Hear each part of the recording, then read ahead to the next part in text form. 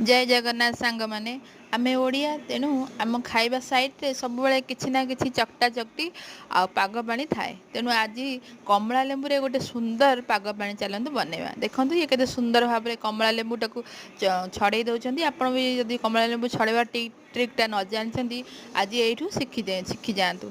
तो ये कमला लेंबू छड़े ये दुई फाड़ कर दीजिए। यही भाव में सब कमला लेंबू को आम छड़ेदेवा।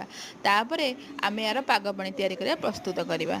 प्रथमे आम गोटे जगार किसी दही नहीं जावा आउ कि सुखिला लंका और सोरिष तेल को भाजिकी रखिथिबा ताकू नहीं जावा। तापर किसी रसुण और कंचा लंका को छेचिकी नहीं जावा। आउ स्वाद अनुसार लुण पकईदेवा। ताधीरे कमला लेंबू सब पकईदेवा।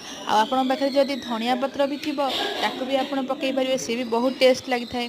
तो एबे सब जिनस को आम भल भाव में मिसाईदेवा। देखो ये कमला लेंबू को भल से चिपुड़ी सब जिनस को आम भल भाव में मिसाईदेवा।